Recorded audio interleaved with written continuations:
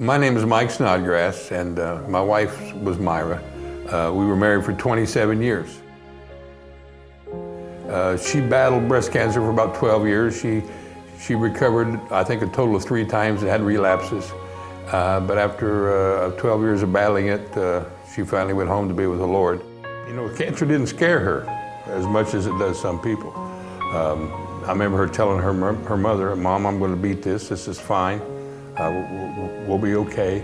Never did say, "Why me?" In fact, she would say, "Why not me?" You know, the Bible says it rains on the just and the unjust. So she didn't question that, why God was putting her through this test. And she was a warrior.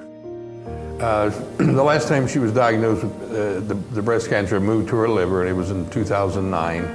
And she battled that for another year and a half. She finally passed away September the 9th, 2010, almost 3 years ago now. It's real close to 3 years ago. Well, of course, it rocked our world. We had 2 daughters, and I had 2 daughters from my previous marriage, and it rocked all of our world, but they all gathered around us. She also had 2 sisters and a brother-in-law that were very fond of her, of course, and I thought of her as the Proverbs 31 lady.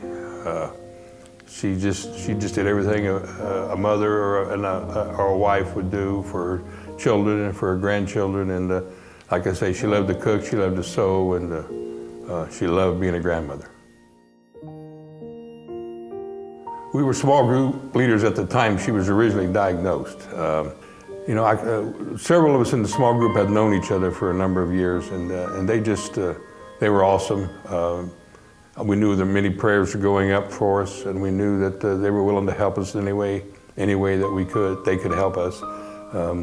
They loved on us, and it was just a joy knowing that there were so many prayers going up.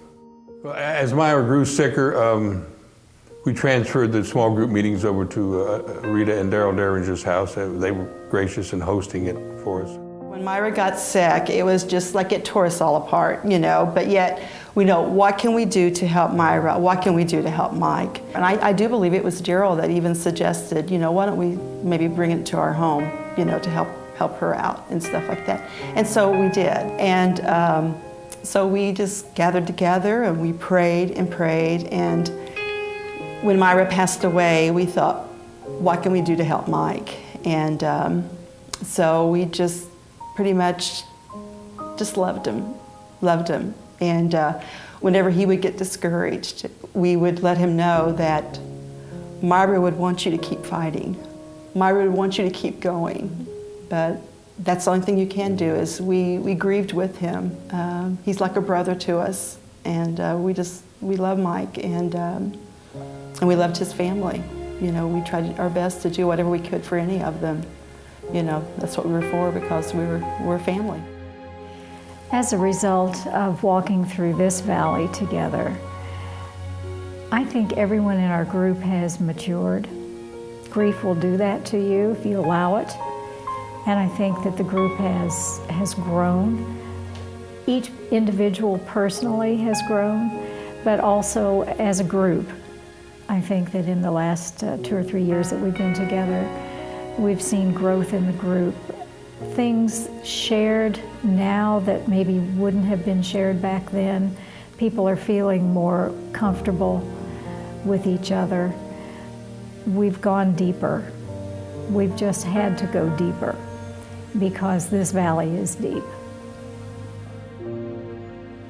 Well, I would say it's an understatement to say it's not important to be part of a small group. When you're going through difficult times or just typical everyday life, if certain dates come by that are memorable for you, or holidays or anything, a small group is very important. The support that you have, and they're a second family, as a matter of fact. Some people may not have a close family, they may not have family close here in town, but if you don't have a family nearby, the small group can be your family. You can grow and learn and share things together, and you become more open with each other, and even vulnerable, where you can maybe share some things with a few people. It's just an awesome thing to have, and I would definitely invest in a small group. I don't think you'll regret it.